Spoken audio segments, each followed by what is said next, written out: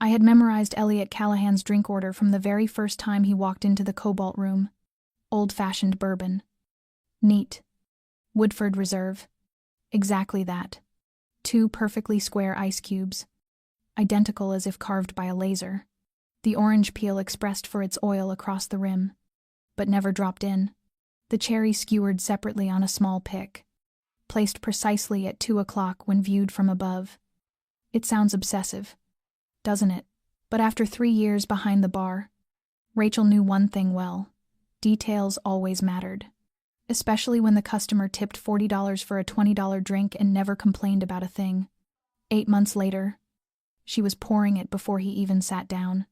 Second seat from the end, never the corner one. Though that spot offered more privacy. He always chose the place where he could see the entrance, the kitchen door, and the emergency exit near the restroom. That was the kind of thing about Elliot Callahan people didn't notice at first.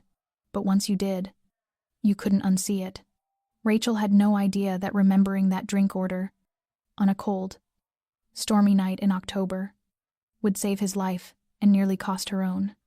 Have you ever saved a stranger's life, only to discover he was the most dangerous man in the city? Elliot had first walked into the Cobalt Room on a Thursday night, when the bar wasn't too crowded but lively enough to feel awake. Rachel remembered because a hard rain had just swept through Boston, leaving streaks of water glistening across the polished black tile floor. He didn't hurry in, nor did he swagger. Yet there was a quiet gravity about him that made heads turn only to look away a second later. A charcoal gray coat, flawless leather shoes, eyes scanning the room like a poker player reading every card at the table. But it wasn't the gaze of a predator. It was the calm surveillance of someone who needed to know where everyone was, what they were doing, and whether danger was hiding in plain sight. Rachel stood behind the bar, polishing glasses out of habit. She didn't look up right away, but she could feel his presence. Not the loud, boastful kind that usually came from businessmen showing off after work. This was the kind that made the manager himself walk over to seat the man, instead of sending a server. When Elliot finally sat down, Rachel studied him properly. Mid-40s. Not particularly large, but carrying the quiet strength of someone who had seen trouble and survived it. Deep brown eyes, sharp as the blade of a fruit knife. Warm but not easily approached. He nodded in greeting. Voice low and rough. The kind that comes from too many sleepless nights. Old-fashioned. Woodford Reserve.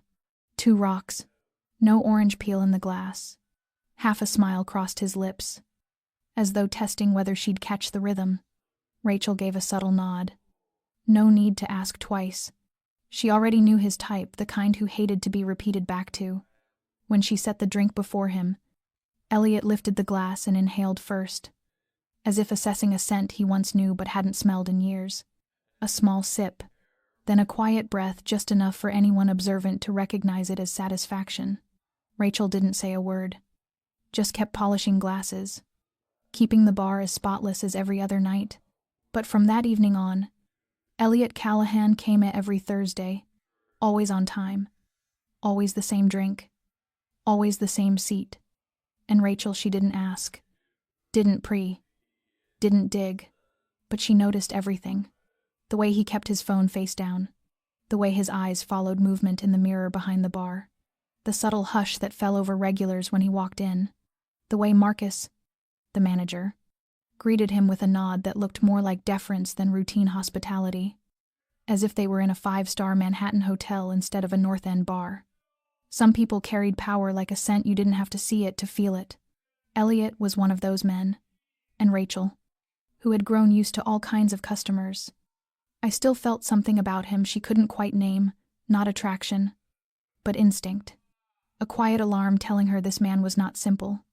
What she couldn't have imagined was that only a few months later, she would face a moment between life and death when a drink that seemed perfect would become a weapon, and she, the one who mixed it, would be the one to destroy it. Not because she was forced to, but because she knew and she chose. If you're still here, listening to this story, perhaps you can feel it too, that something about Elliot Callahan changes the air around him, as if power itself could be sensed in every breath. Before we step deeper into a world where a single glass of whiskey could decide a man's fate, make sure to subscribe to our channel. Hit like and share this video so we can explore together the mysteries, passions, and secrets hidden beneath the calm surface of everyday life. And where are you listening from tonight? Leave a comment below. Tell me if you're hearing Rachel and Elliot's story from a cozy apartment nearby or halfway across the world. I'd love to know where their journey has reached your heart. Elliot Callahan was unlike any customer Rachel had ever met. He didn't draw attention with flashy suits or ostentatious bottles. Yet every movement and every glance radiated a quiet authority that seemed to bend the room to his rhythm. When he stood near the bar, Rachel noticed how his eyes swept from the entrance to the kitchen and the emergency exit small, calculated gestures that mapped the entire space in seconds. The way he chose his seat, the second from the end, was not for comfort or privacy, but for the best vantage point. It was the choice of a man who always needed control. The regulars, once loud and laughing, grew subdued when he approached, and even Marcus inclined his head with a respect that felt instinctive rather than polite. Rachel watched his hands, large but deliberate, every movement controlled, never wasted. He set his glass down with just enough weight to make contact, not enough to clink, never careless. When he took a sip, she saw how he measured the taste, texture, and color, as if every detail informed some internal calculus. His eyes, deep and brown, sometimes carried a cold, analytical glint. Other times a flicker of melancholy so fleeting one might miss it. Rachel noticed how he kept his phone face down with quiet precision, guarding it as if it contained something priceless.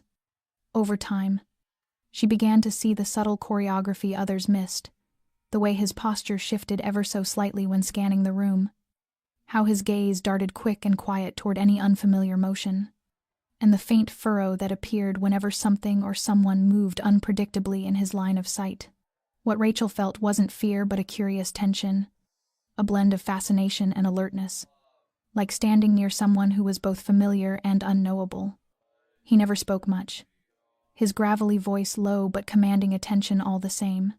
When Marcus came over to exchange a few words, Rachel sensed an unspoken dialogue unfolding between them, layered with meaning she couldn't yet decipher but could feel the weight of.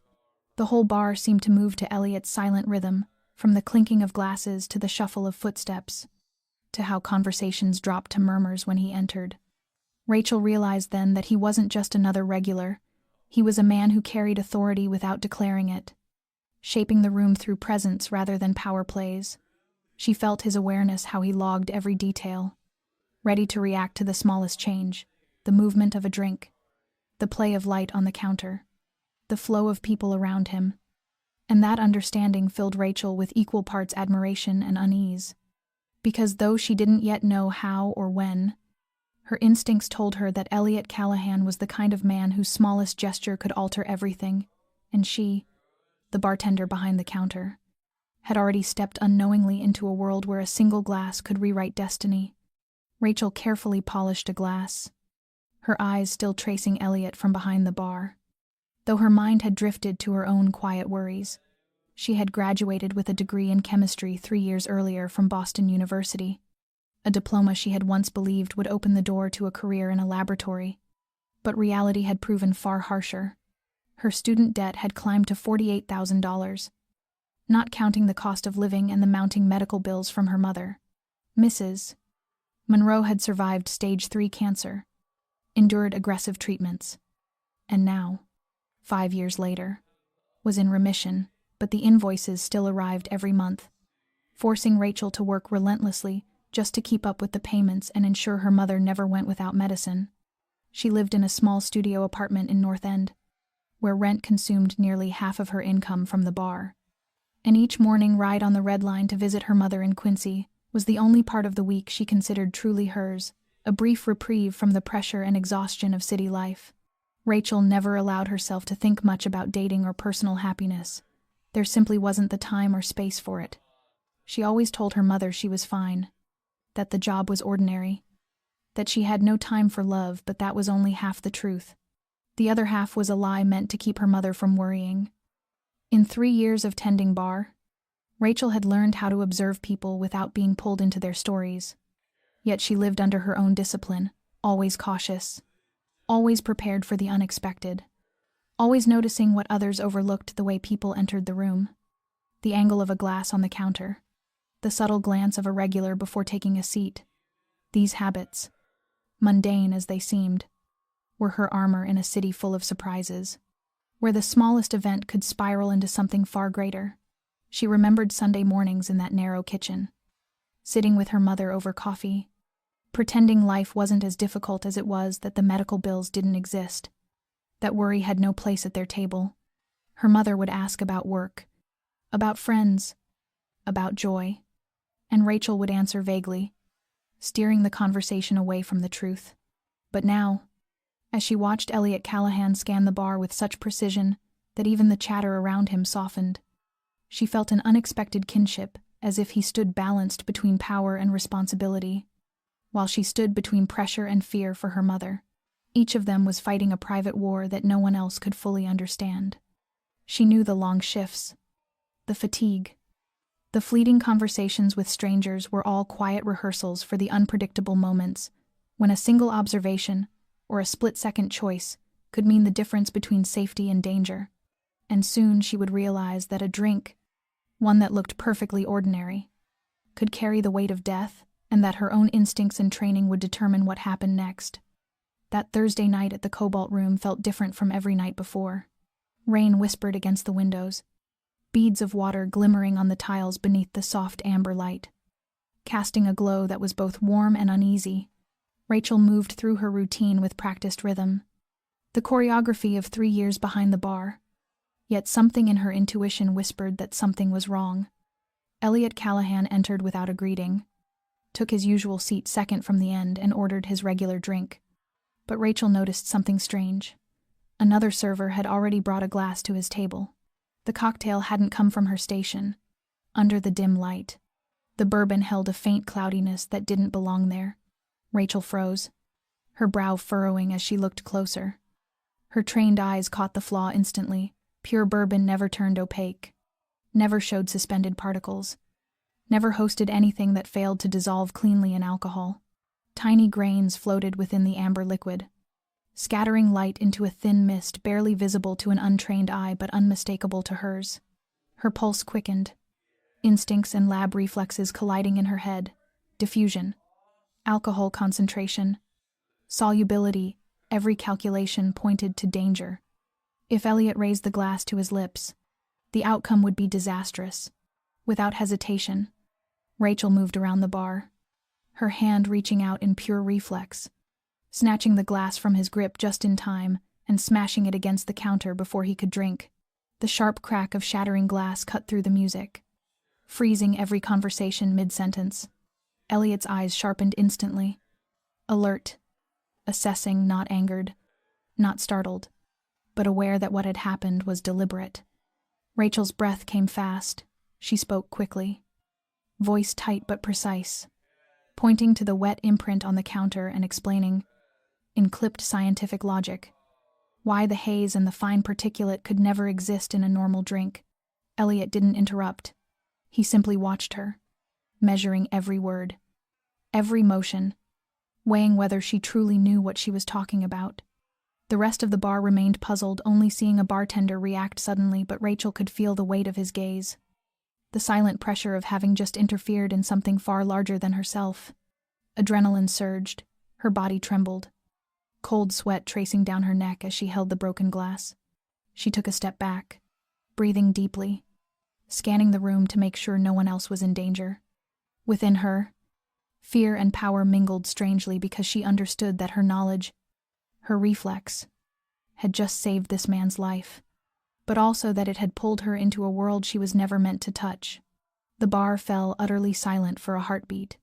Every sound seemed to vanish, leaving only her own pulse and the glint of Elliot's unwavering stare. In that suspended moment, Rachel felt an invisible thread draw between them, a connection made of equal parts trust and peril, born out of a single act that turned a quiet night into a fight for survival. Outside, the rain kept falling, the amber light glinting off the shards of glass like warning signals in the dark. whispering that from this moment on, Rachel's life would no longer be the same, and that every small decision she made could ripple into something vast. It was a truth she could feel settling into her bones on that fateful night. After the sound of shattering glass rang through the room, the entire Cobalt room seemed to stop breathing for a few seconds. The regulars froze mid-conversation, glasses trembling slightly in their hands, eyes fixed on the bar where Rachel stood, still clutching the fractured stem of the cocktail glass. Elliot Callahan did not move in haste. He remained utterly still, those deep brown eyes following Rachel's every motion, no words, no wasted gesture. In that heavy silence, Rachel could feel the quiet force of his authority spreading through the air, not by voice or posture, but through the focused stillness of a man who was always aware. She knew he was observing, evaluating, not in anger or judgment, but as someone assessing risk, measuring trust in real time. Cold sweat traced the back of her neck. Her heart thudded hard, yet she kept her footing, breathing evenly, ready to defend her reasoning if she had to. Elliot, who had taken one sip before the interruption, now lowered his hand, his gaze sharp yet composed. Analytical yet faintly curious filled her with equal parts fear and steadiness. She realized that in this moment of silence, everything could change. One wrong word, one unnecessary movement could fracture the fragile calm that had just settled over the room. She noticed every detail, the way he stood upright, shoulders broad but relaxed, one hand resting lightly on the back of his chair, the way his eyes swept over the broken glass before meeting hers directly. That look held more than observation, it was an assessment. In that instant, she understood that this was no longer a simple exchange between a customer and a bartender. It was a test of instinct, intellect, and composure. Every sound around them faded, even the soft jazz dissolving beneath the weight of silence, until the air itself seemed dense enough to measure each breath. Elliot didn't move. He simply looked at her, and in that look was both scrutiny and an unspoken challenge. Had she been right? Or had she crossed a line? Her lungs tightened as she drew a deep breath, the heat of his focus reminding her that in this world, a cocktail was never just a drink, and a split-second decision could mean the difference between life and death. They stood there, motionless but bound by awareness, Elliot watching, Rachel unyielding, and in that suspended moment, she realized she had not only saved him from danger, but also stepped across a threshold into a world where observation, calculation, and precision would matter more than ever before. Moments later, Marcus ushered Rachel through the narrow door behind the bar with a brisk, deliberate stride, his expression a mixture of concern and authority. The door closed behind them, muting the noise from the main room, and the small office seemed to shrink under the weight of what had just happened. Marcus leaned against the desk, arms crossed, his eyes sharp with both surprise and warning. "Rachel, what just happened out there wasn't about a bad drink," he said, voice low and steady but edged with steel. The seriousness in his tone made her heart pound faster. She steadied her breathing, realizing that her reflex and knowledge of chemistry had saved Elliot's life, but had also pulled her into something far more dangerous than she had ever imagined. Marcus went on to explain that Elliot Callahan was no ordinary patron. He was a man of vast influence, with connections that reached deep into the city's power structure. By interfering with that drink, she had inserted herself into a web of danger that few outsiders would ever understand. Rachel listened carefully. Each detail, Marcus shared, tightening the knot in her chest. Though she forced herself to stay calm and absorb every word, he warned her that in this bar, every gesture mattered. The smallest action could be seen, interpreted, and passed along to the wrong people. Her quick eye and sharp instincts had been remarkable, but now they came with responsibility. And with risk. The weight of it pressed on her. But somewhere beneath the pressure, she sensed her own inner strength, the clarity, logic, and quick thinking that her scientific training had given her. Those qualities had turned her, in an instant, from a bartender into someone capable of saving a life. Marcus studied her for a long moment, his expression firm but not without respect, as if to say that even if she didn't yet grasp the consequences, He trusted her intelligence enough to know she had done the right thing. Rachel exhaled softly, feeling the shift within her, the understanding that from this point forward, her world had widened beyond what she once knew. Every step would require composure, awareness, and readiness for the kind of unexpected moments that could change everything. The survival of both Elliot and herself now depended on her ability to stay alert, to think fast, and to act with precision. Not long after Marcus's warning, Benji appeared at the bar. His demeanor was calm, but carried an unmistakable authority.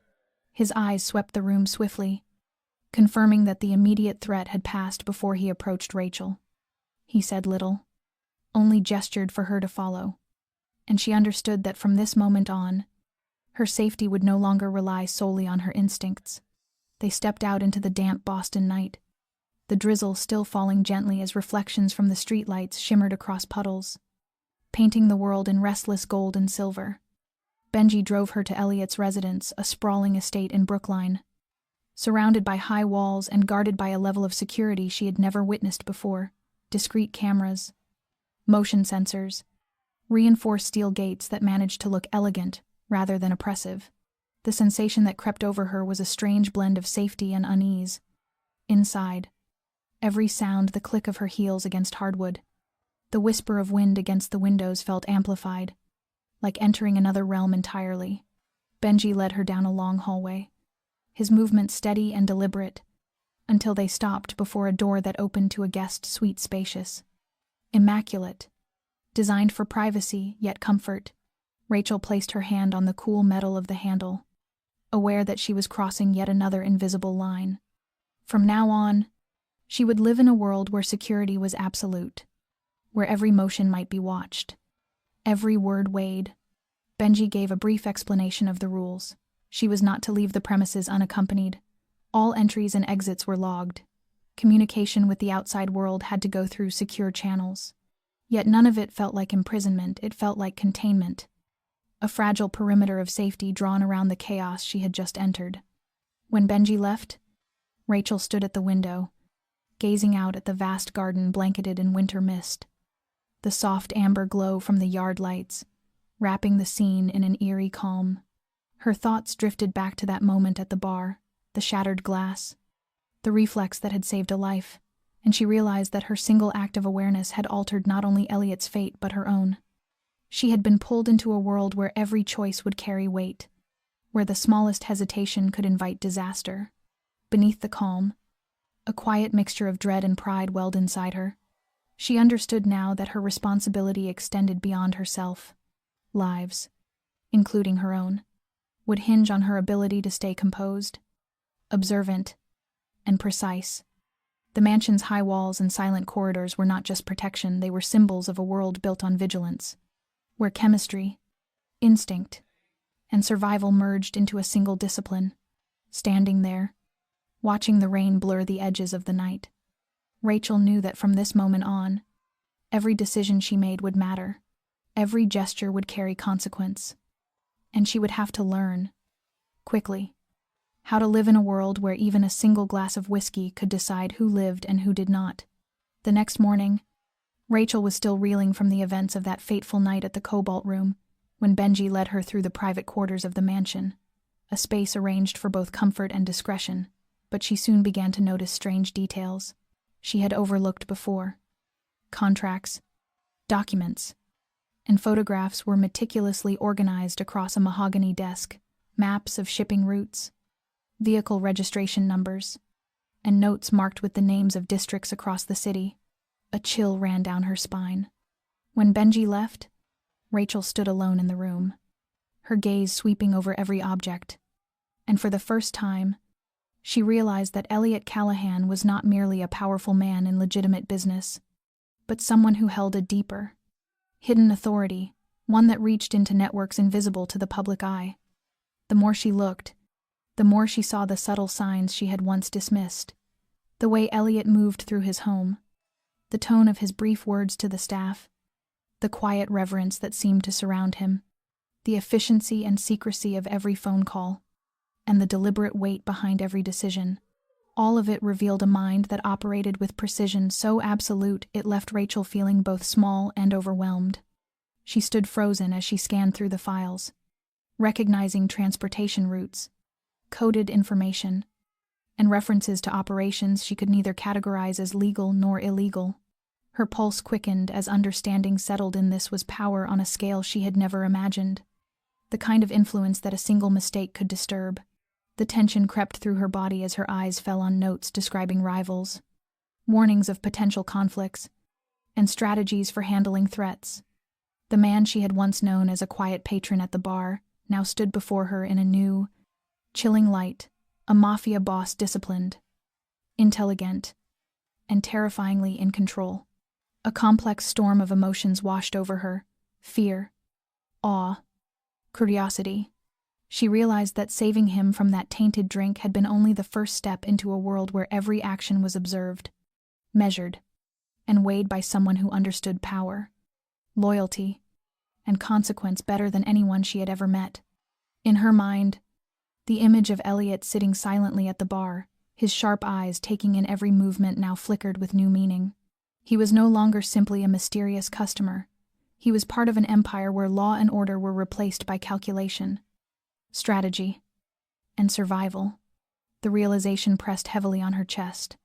Everything she had once known, mixing drinks, reading faces, staying unnoticed, had suddenly become part of a larger system Elliot commanded.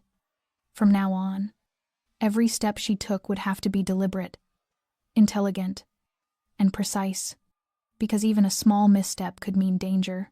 Rachel inhaled deeply, her heartbeat a mix of anxiety and steadiness. In the quiet of that room, she understood that discovering Elliot's true nature didn't just change the way she saw him, it altered the way she saw her own life. Safety, danger, power, and responsibility now blurred together into a single, magnetic, and perilous world she had never known, and she would have to learn how to live in it, one careful movement at a time, with unrelenting awareness. After Rachel uncovered the truth about Elliot Callahan, a quiet tension began to form between them. In the first days at the mansion, she watched him closely but discreetly, studying every movement, every habit, the way he walked through the hallways, the way he held a glass or read a document, the precision in his glance as it passed over guards and staff. Every detail was data, and Rachel learned to analyze it like molecules in a chemical experiment. But this time, her subject was power. Elliot, in turn, did not overlook her. He noticed her alertness, the way her eyes absorbed everything, how naturally she assessed, how her presence carried both caution and composure. Sometimes, they found themselves standing near each other in the temporary laboratory Elliot had built inside the mansion. There, Rachel conducted chemical tests on whiskey, and their eyes would meet, briefly curious, guarded. Two strategists, studying each other across an invisible chessboard, neither intended to lose. Rachel sensed that Elliot observed her, not only with his eyes but with an analytical awareness, cataloging her habits, reactions, and even the subtlest nuances in her behavior. Every question he asked carried a weight that made her consider her answer carefully, not just to be correct, but to show confidence and control. She could feel it. This was no longer casual observation, but mutual evaluation, a silent exchange of intellect and instinct where each tested the other's restraint. At the same time, Elliot began decoding the traces she left unconsciously, the way she arranged tools, how she navigated the space, when she kept distance or allowed proximity, when her focus sharpened or drifted. He recognized in her a rare finesse, a gift for noticing patterns others missed. And with that came a growing curiosity about the woman who had saved his life. She possessed both intelligence and nerve qualities he valued, but also ones that unsettled him. Each time they worked together in the distillery, Elliot didn't just instruct, he studied. He memorized how Rachel analyzed, interpreted, and applied her chemical knowledge to real-world situations, while she, in turn, began to perceive traits in him, invisible to outsiders: the meticulous order, the calm control beneath pressure, the way he managed danger without ever appearing threatened. Their interactions became a rhythm of curiosity and caution, an unspoken dialogue where every glance and gesture held meaning. Two people, once strangers, were now bound by circumstance, by power, danger, and a growing mutual awareness. Through each small exchange, they began to explore the boundaries of trust and understanding, both drawn and restrained by the same magnetic tension. Rachel realized she was no longer merely someone being protected. She had become part of the intricate world Elliot governed, a world where every action mattered, and where a single look could reveal more than any spoken word. On a drizzling afternoon, Elliot led Rachel down to the mansion's basement, where he had secretly transformed a vast section into a fully functioning distillery. Large oak barrels lined the walls, polished copper stills gleamed under amber light, and metal pipes shimmered like threads of gold. The air carried a heady blend of oak, malt, and fermenting spirits, a scent both unfamiliar and intoxicating that made Rachel's heart beat faster. She walked carefully, fingertips brushing the wooden casks, inhaling deeply to take in the aroma and grain of the wood, realizing this was more than a whiskey workshop. It was a world Elliot had ruled for years, where every detail had meaning and every process was calculated to perfection. Rachel studied the placement of the copper stills, the valves and conduits regulating temperature and pressure, and the immaculate precision of it all reminded her of the chemistry lab where a single milliliter could alter an entire result. Elliot stood beside her, watching with quiet curiosity, assessing both her analytical skill and her reaction to the world he had built with such deliberate care.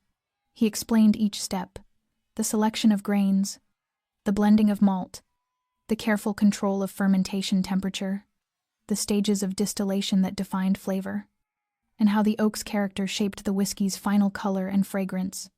Rachel could not contain her excitement. Her scientific mind came alive. She began asking about the chemical reactions during fermentation and distillation, about molecular interactions, and how pH levels and heat influence taste. Elliot listened closely, occasionally frowning in concentration or nodding with intrigue, surprised and impressed by the precision of her insight, the kind he had never considered from a purely chemical perspective. She pointed out subtle signs of yeast stress, the possibility of sulfur compounds forming off flavors, and how to fine-tune fermentation temperature to preserve balance and aroma. Elliot took a sip from a testing barrel, smiled, and admitted she was absolutely right, then encouraged her to apply her observations to the other casks. A thrill spread through Rachel, both nervous and exhilarated, as she realized her chemistry background was no longer confined to laboratories. It had become a bridge to understanding and improving the craft Elliot so deeply valued, merging science and art into one living process. As she moved among the barrels, noting each nuance from the hue of the liquid to the expansion of the wooden lids, Elliot watched her with a growing mix of respect and curiosity, as though she had brought a new dimension into a world he had long mastered. Their interaction became quietly magnetic. Each question, each exchange of insight built an unspoken rhythm between them. Rachel learned and experimented, while Elliot, guiding yet observing, discovered in her a precision and depth of thought he had never encountered before. Within the warm, aromatic air of the distillery, knowledge and connection intertwined. For Rachel, it was an awakening, a realization that her intellect gave her power, and that she was beginning to grasp the intricate beauty of the empire Elliot controlled. For Elliot, it was something rarer, fascination. The distillery became more than a workspace. It was a crucible for both knowledge and emotion, where Rachel felt the strength of her understanding and the gravity of the world she now inhabited. And in that fusion of science and life, intellect and authority, she sensed the opening of a new chapter, one filled with challenge and opportunity, where she would have to prove herself and learn to survive within the precise, dangerous, and captivating world of Elliot Callahan. After several hours working in the distillery, surrounded by gleaming copper stills and rows of oak barrels, Rachel and Elliot found themselves pausing unexpectedly, their eyes meeting in a still moment thick with quiet emotion. Rachel looked at him and, for the first time, saw traces of pain in his expression, signs she had never noticed at the bar or in any of their previous conversations. There was loneliness there, the weight of responsibility, and the kind of loss that power could never heal. Softly, she began to speak. She told him about her mother, about the months of fighting through stage 3 cancer, the fear of medical bills that never stopped coming, the mountain of student debt she carried after earning her chemistry degree from Boston University. She spoke of Sunday mornings in Quincy, sitting across from her mother over coffee, pretending that everything was fine, even when exhaustion and anxiety pressed down on her like a physical weight. Rachel talked about the quiet sacrifices, the relentless patience, the sense of duty that kept her going just to make sure her mother was safe and cared for. Her voice trembled slightly when she described how small she often felt trying to hold together a life far larger than her strength.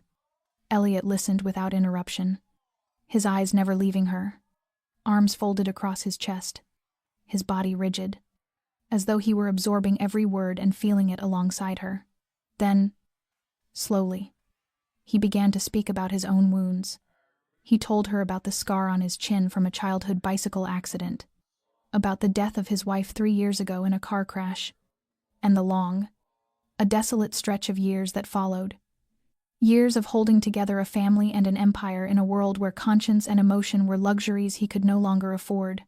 His story was not dramatized or softened. His voice was low and steady, every word carrying the raw truth of solitude, duty, and loss. Listening to him, Rachel felt both afraid and deeply moved. The man before her, the one she had come to know as a figure of power and control, now stood revealed as something more fragile, more human, and infinitely more complex. They fell into silence for a few minutes, letting the weight of what had been said settle. Yet in that silence, the connection between them became unmistakable. Rachel felt a strange sense of safety in sharing her truth, while Elliot felt a depth of understanding he had long thought impossible. The curiosity that had once defined their interactions shifted into something subtler, a bond born not of circumstance, but of recognition. Each realized that their pain was not a solitary burden, but something that could be shared, understood, even accepted. The distillery around them, its air thick with the scent of oak and malt, its soft amber light glinting off the barrels, became the quiet stage for an intimacy that was both tentative and profound. Rachel felt her heart begin to open, even as her mind whispered warnings that he belonged to a world she could never truly enter. Elliot, too, in turn, saw in Rachel a kind of strength and clarity that drew him in a rare combination of intelligence, composure, and compassion. He realized that she was not just the woman who had saved his life, but someone capable of carrying part of his burden, a presence both grounding and disarming. The moment stretched between them, unspoken but alive, woven from glances and breath rather than words. It was fragile yet powerful, and in it both of them understood that what bound them now went beyond duty or curiosity. It was something deeper, something neither of them had expected, and as the faint hum of the distillery surrounded them, they both sensed that a new chapter was beginning, one that would test not only their resolve but the fragile, dangerous tenderness that had just begun to take root. That night, after the final checks on the barrels were done, Rachel and Elliot still lingered in the distillery.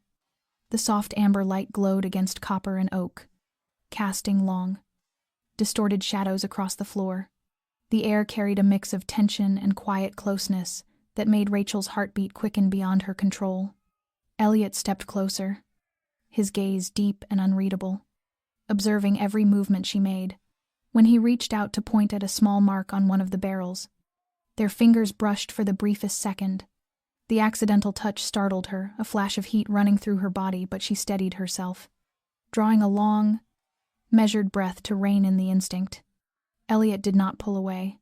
His eyes remained on her, patient and calm, filled with a kind of restrained respect, as if he were both inviting and testing her at once. In that moment, Rachel understood that what she felt for him had moved past curiosity or admiration. Her pulse carried both anxiety and longing, yet her mind warned her that she could not afford to surrender to emotion. He belonged to a world laced with danger, one she could not possibly navigate without consequence, and to step any closer might mean stepping into the unknown. Gently but firmly, she withdrew her hand without breaking his gaze, Her voice trembled slightly, yet her tone was steady. Not now. Not here. I'm not ready. Elliot looked at her, his expression untroubled, only thoughtful, his eyes holding something weighty and respectful, an acknowledgement that distance was necessary for clarity, for safety. A quiet mix of surprise and melancholy rose within Rachel. That small moment of closeness had built a connection powerful enough to stir her deeply, yet it also reminded her of the fine line between attraction and danger, between desire and restraint. Elliot stepped back, just a pace, but stayed near enough for his presence to be felt. His gaze didn't waver, and in its steadiness, Rachel understood his message. The space between them would be honored, yet his care and attention would remain. The distillery fell silent again, filled only with the soft breath of wind slipping through the narrow window and the warm scent of oak that hung in the air. Light flickered across the barrels, bathing the room in a glow that was both romantic and tense. And Rachel felt the weight of the moment, the collision between reason and emotion, the awareness that her choice to hold back was, in itself, an act of strength. Elliot gave a small nod, a gesture of quiet understanding. He said nothing more, allowing her to feel the safety and steadiness in his silence, an unspoken promise that he would wait, without pressure, and that they would continue to find balance in moments where reason and feeling could coexist. Rachel drew a deep breath, her eyes still locked on his, a mixture of relief and tension coursing through her. She realized that their first touch had been more than physical. It was the beginning of something inward and profound, a spiritual crossing point where trust, curiosity, and emotion intertwined delicately, opening new possibilities while reminding her of the boundaries she would have to protect to remain safe, grounded, and in control. After the first few weeks of working in the distillery and experimenting with whiskey chemistry, Rachel began to realize that her knowledge could be applied in an entirely new way, not only to refine flavor and quality, but to help monitor and control the dangerous networks Elliot was battling. One afternoon, Elliot proposed an idea: to track a series of shipments suspected of belonging to a Yakuza group encroaching on his territory. Rachel saw it immediately as an opportunity to apply her scientific training to something that could mean survival. She started researching luminescent compounds, molecules that remained invisible under normal light, but glowed distinctly under specialized illumination, and imagined how to turn them into invisible markers that could be attached to the shipment barrels without detection. In the makeshift laboratory, now fully equipped, Rachel prepared base solutions with meticulous care, measuring each milliliter precisely, considering temperature, pH levels, and the molecular stability of her fluorescent compounds in real-world conditions. They had to endure air exposure, transport vibrations, and temperature shifts, all while retaining their ability to be detected when needed. She began with small-scale tests, watching the samples shimmer faintly under ultraviolet light, recording every observation with exacting detail, then adjusting the formula, fine-tuning concentration, solvent ratios, and emission strength until she achieved a stable, nearly invisible marker that only someone who knew where to look could ever find. Elliot stood nearby, quietly observing the process. He asked pointed questions about how the marker could be applied in the field onto real barrels, under different humidity and surface conditions, and warned her of the risk. Any imperfection could expose them and provoke retaliation. But his caution did not deter Rachel. It fueled her. She felt a surge of determination, knowing that her precision and judgment could now influence the success or failure of a mission where lives were at stake. As she added the solution drop by drop, watching the molecules interact, Rachel felt an electric mix of focus and fear, her heart beating faster from the thrill of both intellectual challenge and moral responsibility. Every detail mattered: the reflection of light on the test tubes, the subtle shift in the hue of the solution, the time it took for the glow to reach its optimal brightness, the ratios needed to ensure the whiskey itself remained unchanged. Elliot occasionally nodded or frowned, but he let her work, offering guidance through silence and trust. The space between them became charged, not romantic, but alive with mutual respect. Rachel felt both tension and creative energy coursing through her veins. When the first marker succeeded, she tested it on a sample shipment, dimming the lights before turning on the ultraviolet beam. The faint, ghost-like traces appeared exactly as she'd hoped, clear, precise, undetectable, under normal light. A wave of satisfaction mixed with apprehension swept through her. From that moment, she understood that every step, every chemical reaction, and every decision she made carried real consequences. Each one could mean safety or exposure, success or destruction. Over time, Rachel refined her formula, producing a marker that was nearly impossible to detect, durable enough to withstand the conditions of transport, yet luminous enough for accurate tracking. She documented every parameter with scientific rigor, ensuring it could be replicated if needed. Elliot watched her work, and in his eyes there was something new: respect. Yes, but also curiosity, a recognition that she was no longer merely an ally or a protector. She was becoming a strategist, a partner whose intellect could shape the course of his operation. The distance between them narrowed in subtle ways. Rachel realized that her chemistry, once confined to laboratory benches and sterile glassware, had now become a living instrument, her way of surviving, influencing, and asserting her place in a world she once only observed from afar. Each motion, each calculation, each spark of fluorescent light was a step deeper into the delicate intersection of science and survival, reason and risk. It was the beginning of a new chapter, one where intellect and emotion would merge, and where Rachel would learn not only to control chemical reactions, but to take command of her own fate. Once Rachel's luminescent chemical marker was perfected, Elliot began executing his plan to infiltrate and expose the Yakuza supply chain, encroaching on his territory. Together they studied maps, transport routes, warehouse lists, and movement schedules, each detail analyzed with surgical precision to identify strategic points where the marker could be applied without detection. Rachel prepared the mock shipments, mixing her refined fluorescent solution into decoy cargo, ensuring that the chemical concentration was sufficient for tracking while remaining completely invisible and harmless to the product. Elliot oversaw the process, ensuring every move aligned with his strategic design, guiding Rachel on how to position the markers subtly, never enough to raise suspicion, but perfectly placed for maximum traceability. When the first shipment left the warehouse, Rachel sat in front of a computer inside the temporary security office, casting ultraviolet light across the screen to trace the glowing signals of her creation. Her heart pounded, caught between excitement and anxiety, as each motion of the shipment appeared in real time, proving that every reaction she had engineered in the lab now worked under the pressures of the real world. Behind her, Elliot stood watching intently, occasionally nodding or narrowing his eyes as data streamed in from surveillance cameras and GPS feeds.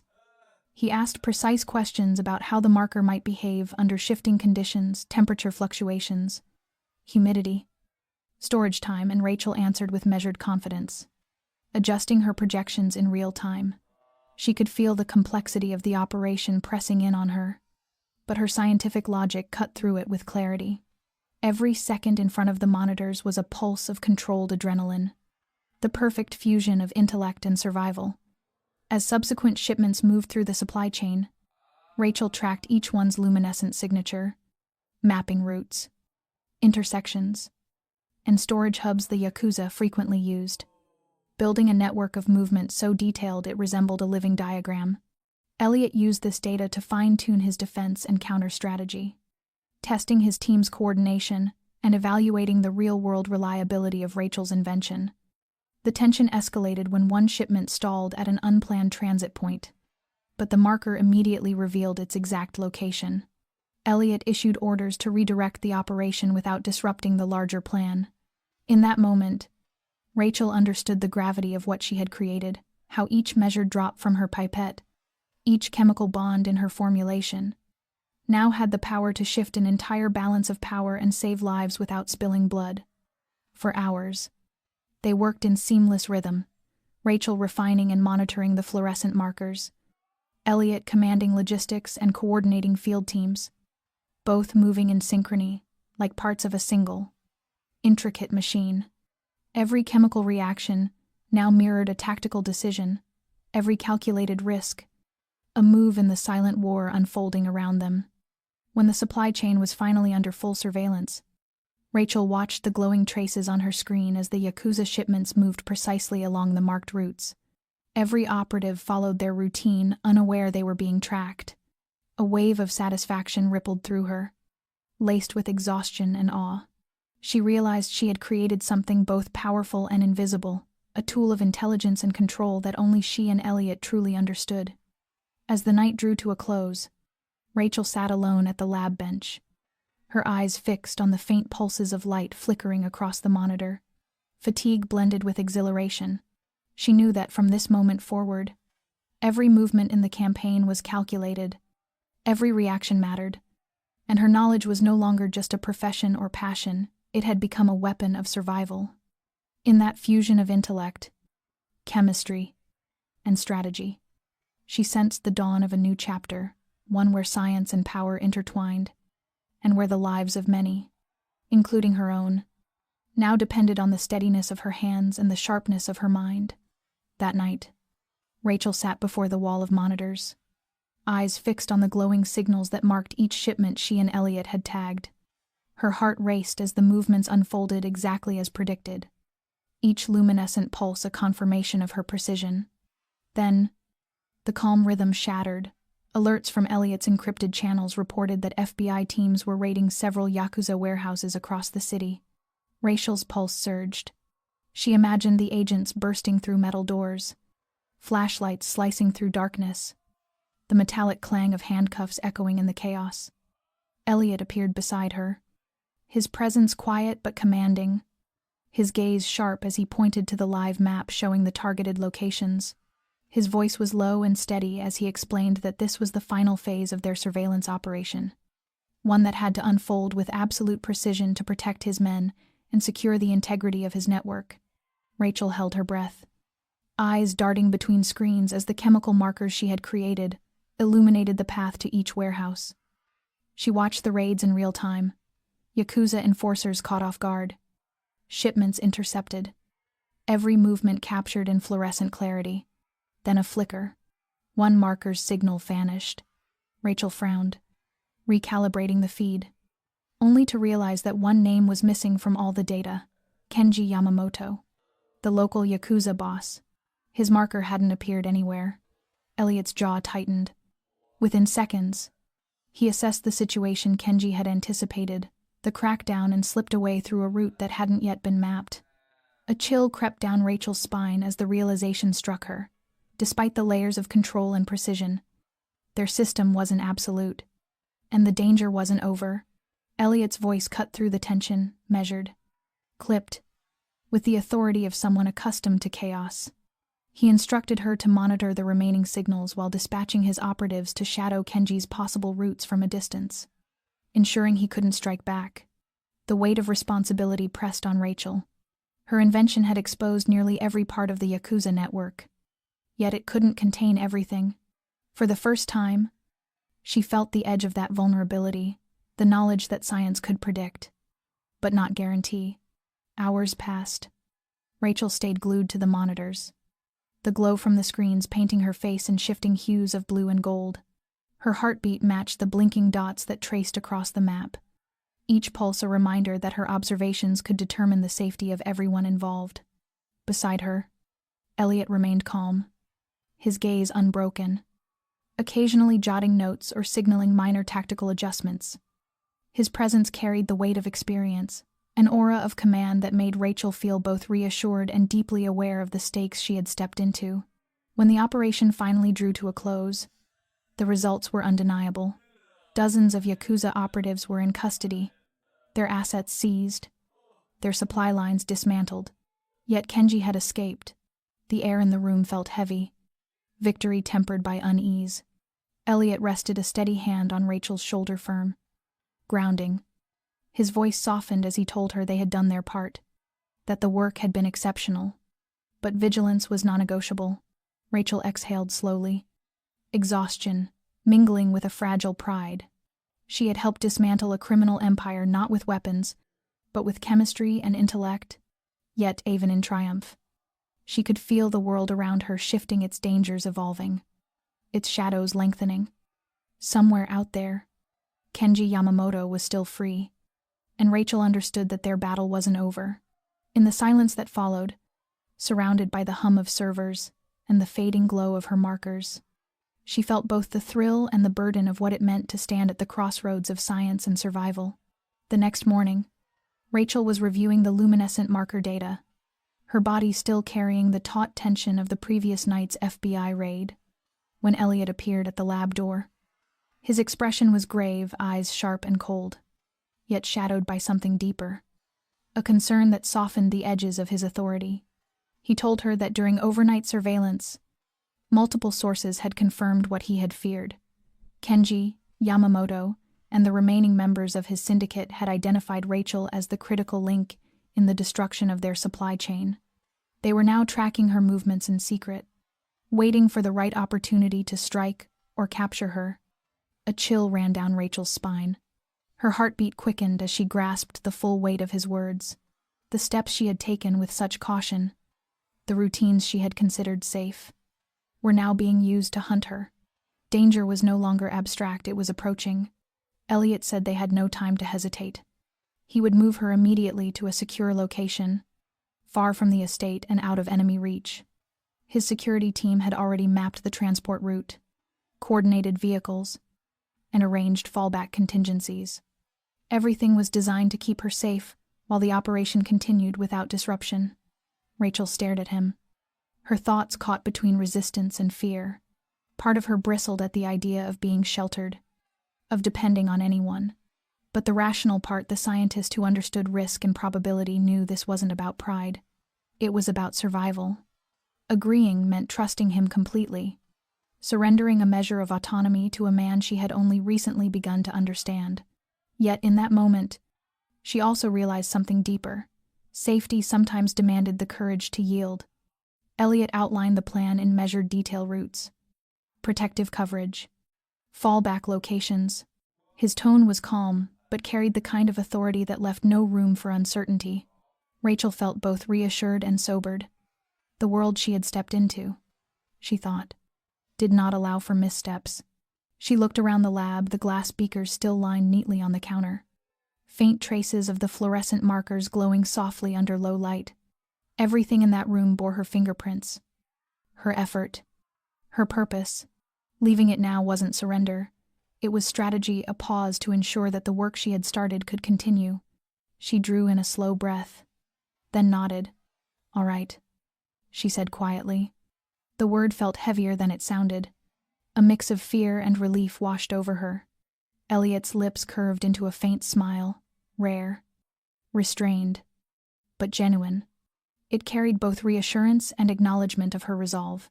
Without another word, he guided her through the long hallway toward the exit. The guards were already in position, their movements silent and efficient. Every step was deliberate, every shadow accounted for. Elliot stayed close, his gaze sweeping constantly across their surroundings, alert to even the faintest sign of threat. As they passed through the gates and into the waiting vehicles, Rachel felt her pulse steady. The fear remained, but it no longer ruled her. Beneath it was something new, a quiet determination. She knew this wasn't the end of her role, but the beginning of something larger, a chapter where survival, strategy, and trust would intertwine, testing not just her intellect but the strength of her spirit. After Rachel was secured in a remote safe house, Elliot and his team began the next phase of their operation, using her as bait to draw Kenji Yamamoto out of hiding.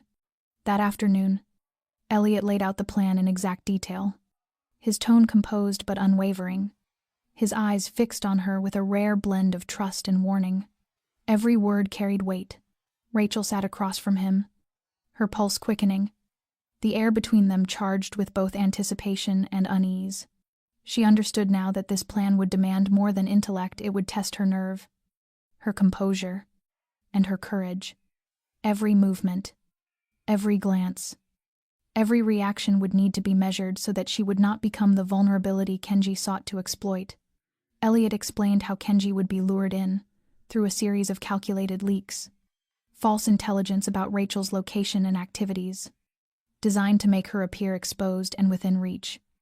Meanwhile, his team would weave a net of surveillance, hidden sensors, as sniper coverage, and remote trigger traps, ensuring that every step of the enemy could be tracked and countered in real time. Rachel listened intently, taking notes, analyzing each scenario and its variables as if she were constructing a complex chemical equation. She could see how the success of the mission hinged on her ability to remain calm, to observe, and to act decisively in the precise moment when danger closed in. Elliot coached her on how to move naturally, to suppress visible tension, to project the illusion of vulnerability without losing control. "Kenji must believe you're accessible," he said quietly. "But never be." The strategy balanced deception and precision. Tiny, luminescent markers, Rachel's own invention, would be placed along her route and on key surfaces. Invisible under normal light, yet traceable through specialized sensors. These would expose Kenji's position the moment he approached. The chemistry of survival, she thought, now extended far beyond the laboratory. During their training sessions, Elliot simulated possible encounters, how Kenji's men might approach, the psychological manipulation they could use, the timing of potential attacks. He walked Rachel through every reaction, every decision tree. "Stillness," he told her. "That's where control begins." She memorized every cue: when to feign fear, when to move, when to make eye contact. Her scientific mind processed it as data, but her body registered the strain, the way adrenaline sharpened her senses and shortened her breath. Yet beneath the fear, she felt something else: capability, power. As the day wore on, the tension between logic and instinct fused into focus.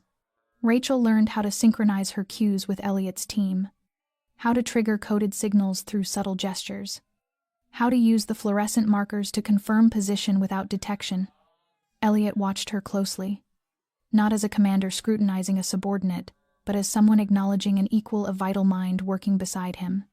When the final review ended, he stepped closer, his expression softening. He didn't need to say much. The steadiness in his eyes conveyed everything. He trusted her completely. Rachel felt that trust like a weight and a gift. The gravity of her role pressed down on her, but so did a quiet exhilaration. She was no longer the observer behind a monitor or the scientist refining formulas in the shadows. She had become the fulcrum of the operation, the living element of a plan where intellect, strategy, and courage converged. As the sun dipped below the horizon, the safe house grew quiet, except for the hum of the surveillance equipment. Rachel exhaled slowly, her body aching from hours of preparation, but her mind alive with purpose. She knew that from this point forward, every breath, every calculated motion, carried the weight of survival, not just her own, but the success of everything Elliot had built. And as twilight deepened, she felt that strange blend of fear and strength rise within her, a recognition that she was standing on the threshold of something irreversible, where danger and destiny would meet. When Rachel and Elliot's tactical team entered the warehouse, the site identified as Kenji Yamamoto's expected appearance, the air felt stretched to its breaking point. Every footstep, every whisper of sound ricocheted through her nerves until she could feel her own pulse hammering in her throat. The building was old, the kind that smelled of rust and oil, its dim light filtering through high, dust-caked windows, casting uneven shadows across the concrete floor. Every crate, every metal beam could have been a shield or a hiding place for death. From her position near a corner, Rachel watched the fluorescent markers she had designed shimmer faintly along the stacked barrels and shipping containers, allowing Elliot's team to track movement with surgical accuracy. Then, without warning, the back door burst open. A group of Kenji's men stormed in armed, cold-eyed, and merciless. The sharp crack of gunfire erupted, bullets slicing through the air, echoing in metallic chaos. Rachel's breath caught. For an instant, her heartbeat seemed to stop, syncing with the rhythm of the shots. She forced her focus to steady, pulling a small trigger device from her belt and activating the chemical marker's emergency pulse, an alert to Elliot's team that confirmed the ambush. Gunfire ricocheted off steel and splintered wood. The warehouse vibrated with every shot, a symphony of survival and violence. Rachel ducked behind a stack of crates, feeling the concussion of each impact. She could hear her heartbeat drumming in her ears, feel the heat rising off her skin. Then a sudden grip. A man lunged from behind, locking an arm around her shoulders, pressing a knife against her throat. His breath reeked of smoke and adrenaline. The cold edge of the blade brushed her skin. Across the chaos, Elliot's voice cut through the calm's calm, commanding, absolute. No stray shots. Control the perimeter. Move on my mark. His men shifted with precision, closing in without panic.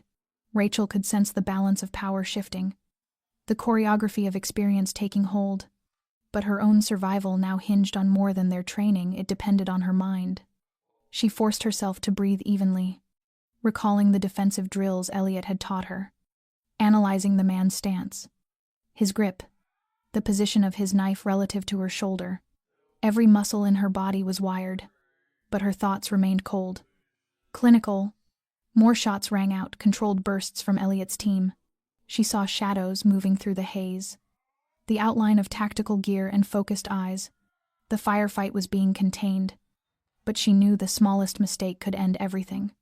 Gathering herself, she waited, every sense tuned to the rhythm of her captor's breathing. Timing was chemistry. She thought the perfect balance of reaction and release. Elliot's voice came again through the earpiece. Low, but cutting. Hold position. On my signal. She felt the shift, the team closing in. Silent and precise. And then, the single word that shattered the tension. Now. No. Rachel moved instinctively. She twisted her body, dropping low while grabbing the man's wrist.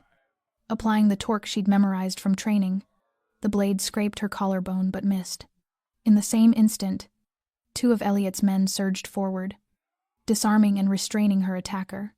Gunfire flared again, brief, decisive. Seconds later, it was over. The echoes faded, replaced by the sharp cadence of breathing and the hum of settling silence.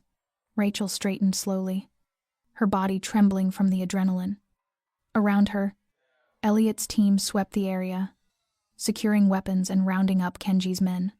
And then, from behind a stack of crates, the figure they had been hunting emerged, Kenji Yamamoto, cornered and defiant, before being pinned and restrained with brutal efficiency. The warehouse fell quiet. Dust hung in the air like smoke after a storm. Rachel stood still, chest heaving, the knife wound on her neck faint but burning, her palms trembling with exhaustion. Across the floor, Kenji was bound, furious but powerless.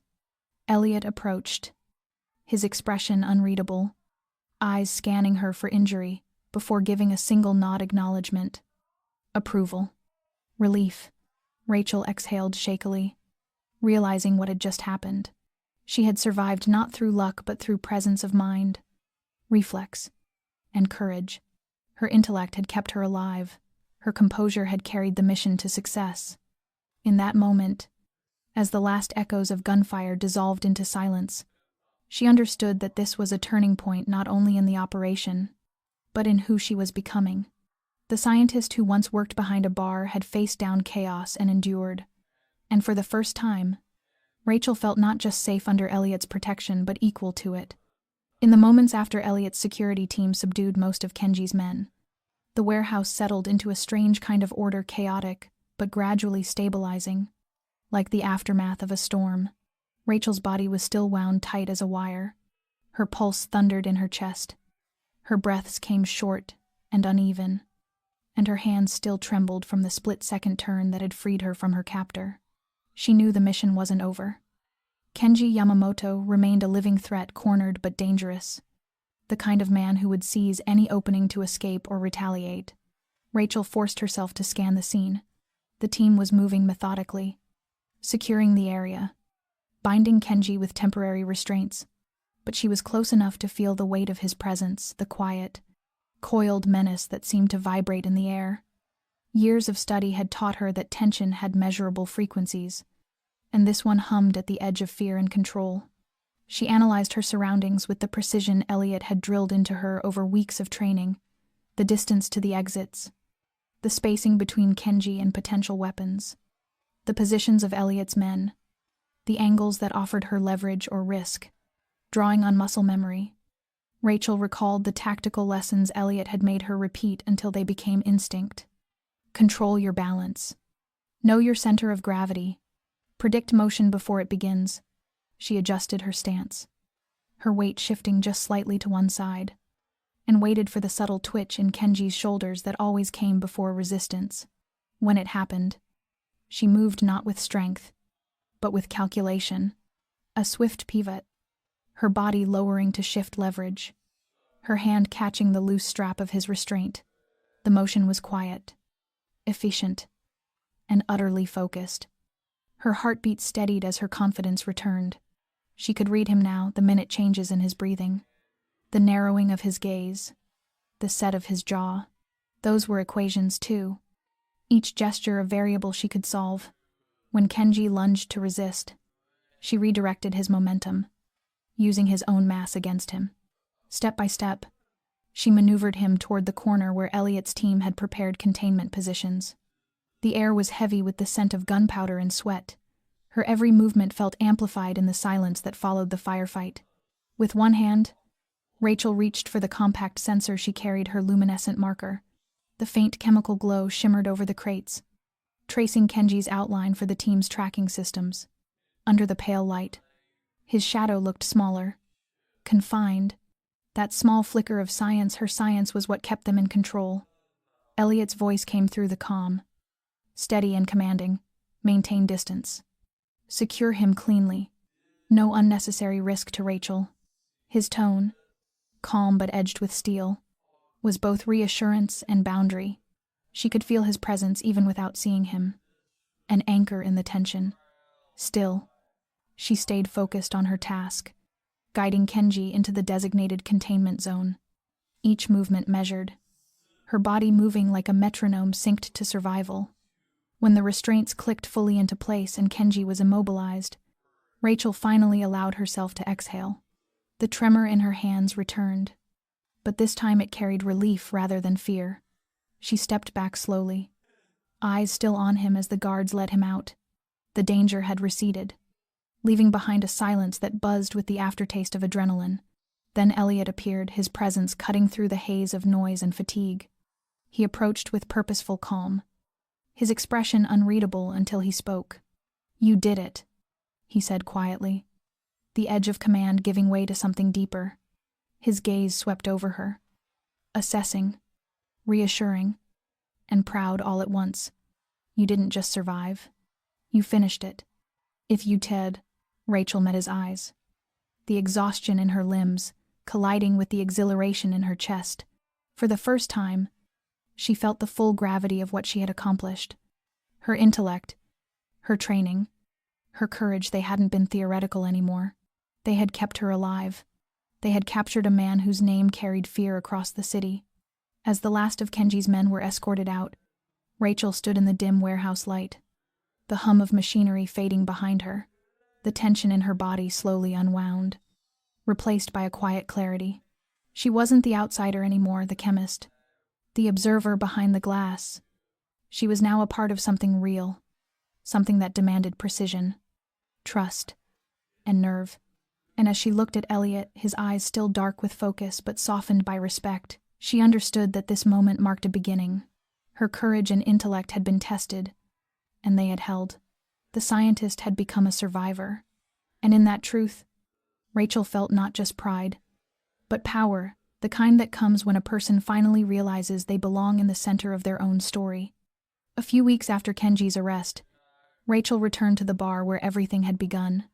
Her steps were light, but her heart still raced as she looked around the familiar space, the warm light glinting off bottles, the comforting scent of bourbon hanging in the air. Marcus stood behind the counter, his eyes meeting hers before he gave a small nod of acknowledgement, wordless but kind. For the first time in weeks, a quiet calm began to seep through her, soft and unexpected after so much tension and danger. Elliot appeared from the far end of the bar, his presence commanding even in the ordinary hum of the room. The air around him seemed to shift, not from power, but from certainty. When his gaze found hers, a faint smile touched his lips, a silent reassurance that everything had been handled, that she was safe now. Before Rachel could speak, he handed her a thick folder. His voice, steady and composed, carried a quiet gravity as he explained that he had cleared all of her mother's debts, paid off the hospital bills, settled the loans with the bank, erased every trace of the financial burden that had shadowed Rose's life since her cancer treatments. Every detail had been handled discreetly, without leaving a single thread for anyone to pull. Rachel felt her throat tighten, her vision blur slightly as the weight of his words sank in. Her heart seemed to both ache and lighten at once. All the late nights, the double shifts, the tears she had shed alone, each one had been for this, for her mother's safety, her mother's peace. And now, for the first time in years, that endless, suffocating pressure was gone. Her family was free. Elliot's gaze softened, though his words remained few. He didn't frame it as charity or repayment. It was acknowledgement of her courage, her intelligence, and the role she had played in bringing Kenji down. What he had done for her was not an act of mercy but of respect, and that truth said more than any speech could. For a long moment, Rachel stood in stillness, the sounds of the bar around her fading into a blur, the hum of conversation, the clink of glasses, the low jazz from the speakers, all of it felt distant, muted by the realization that her world had shifted. The exhaustion, the fear, the restless worry that had defined her for so long had begun to ease. This was not victory in the loud, triumphant sense, but a quiet redemption, a passage into something steadier, more whole. When she finally placed her hand on the folder, her fingers trembled slightly. Gratitude and disbelief mingled within her, creating a fragile warmth in her chest. She imagined her mother's face peaceful, relieved, maybe even smiling again, and felt something inside her unclench. The future no longer felt like an uphill climb. The bar glowed warmer under the amber lights. Reflections shimmered across the glassware and the polished mahogany, wrapping the space in a golden calm. Rachel realized she was standing exactly where she had once begun this entire journey. But everything was different now. She was no longer just the bartender working endless shifts to pay down her mother's bills. She was someone who had faced danger, outsmarted chaos, and walked out the other side stronger and seen. As Marcus wiped the counter and offered her a knowing smile, Rachel exhaled slowly, the tension that had lived in her body for months finally releasing. Elliot stood beside her, not as her savior, but as her equal in resilience and survival. She smiled faintly, an expression of relief, gratitude, and quiet pride, and for the first time in what felt like forever, she felt truly at ease. The bar felt alive again, humming with a sense of return. Rachel knew that life would move forward, that she would keep working, laughing, and rebuilding piece by piece. But she also knew, with absolute certainty, that she was no longer alone, and that her family, at last, had found peace. On a quiet afternoon, Rachel stood in the garden behind Elliot's estate, where everything had been prepared for a small, intimate wedding. The air was still but alive with light, warm, golden rays filtered through the trees, glinting off rows of carefully arranged glassware, wrapping the space in a tender glow. The scent of jasmine and fresh grass mingled with the faint notes of string music floating in the distance. There was a hush in the air, the kind that precedes something deeply meaningful. Her mother, Rose, sat near the aisle in a forest green dress, her hands resting in her lap, her face a mixture of emotion, worry, pride, disbelief, and joy, all woven together. Her eyes followed Rachel's every step as she walked slowly toward the man who had not only saved her life, but transformed it. Elliot stood at the makeshift altar, the black of his tailored suit contrasting softly with the sunlight around him. His gaze met hers with a quiet intensity, steady, deep, and full of gentleness. The chaos and danger they had faced seemed far away now, reduced to echoes of a world they had both survived. Rachel's heart raced as she walked. Though her steps were light and deliberate, the rhythm of her breath matched the rustle of the trees, the faint creak of the wooden floor beneath her heels. As she reached the middle of the aisle, Rose reached out and took her hand. For a moment, The world seemed to pause. Their eyes met. And in that silent exchange passed all the words they didn't need to say: love, trust, fear, relief, and acceptance. It was the kind of understanding that only two souls bound by survival and sacrifice could share. Marcus stood to one side of the ceremony, his familiar half-smile returning at last. He didn't speak, but the relief in his expression said enough.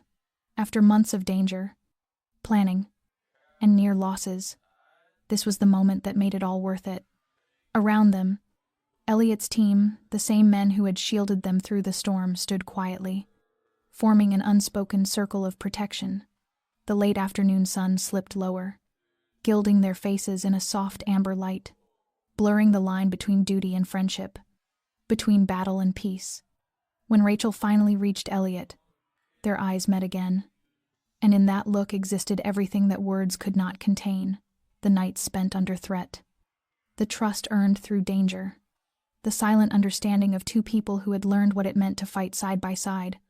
And then, with calm voices that carried more weight than ceremony required, they made their vows, not promises of perfection, but of presence. They vowed to face whatever came next together, to protect one another, to trust even when life tested them. Rose nodded quietly from her seat, tears glinting as they slipped down her cheeks. She didn't speak, but her expression said everything. She understood. She had seen her daughter broken and rebuilt, seen the man who had stood beside her when the world turned dark, and now she accepted him not as a stranger who had entered their lives, but as family. When the ceremony ended, the last notes of music hung in the golden air. Rachel and Elliot leaned toward each other and shared a kiss, soft, certain, and full of quiet power. It wasn't a kiss of triumph, but of arrival. Around them, people smiled. Marcus, the security team, even the staff who had watched from a distance, all witnesses to a shift from survival to peace, from fear to belonging. Rose smiled through her tears, her eyes glistening with a light that mirrored the setting sun. She had worried for so long, but now there was only warmth and acceptance. Her daughter was safe. Her daughter was loved. And as the light faded into evening, that garden became something more than a place. It became a moment sealed in time, a symbol of trust, renewal, and love reborn after fear. Rachel and Elliot's new life began in a way that felt both different and deeply meaningful. Together, they built a partnership that extended beyond survival, working side by side in the distillery, expanding it into a larger, more refined operation. Elliot brought decades of traditional craftsmanship, while Rachel applied her deep understanding of chemistry, precision, and process. Each day, their collaboration became a dance between science and art. They worked to perfect the fermentation, to fine-tune the balance of temperature, grain, and time, crafting a whiskey that carried not only flavor but philosophy, one grounded in ethics, patience, and respect. For Rachel, it was more than work. It was transformation. The same analytical skills that once kept her alive now built something enduring. The principles she had once used for survival: focus, observation, and courage became the foundation of a new kind of creation. She learned how science could serve tradition, how chemistry could deepen the character of flavor, and how precision could give birth to warmth. What had once been a world of danger and uncertainty was now a space of purpose, stability, and quiet pride. Together, she and Elliot designed new formulas, experimenting with grains, testing the influence of different climates and barrel types, and discovering that their bond, too, evolved like whiskey, stronger and smoother with time. They were partners in every sense, in work, in vision, and in trust. Rachel began to see that courage wasn't only found in moments of fear, but in the patience to build something honest, day by day. In that distillery, with the scent of oak and malt in the air, she discovered that every challenge could be reshaped into opportunity. Every scar could turn into wisdom.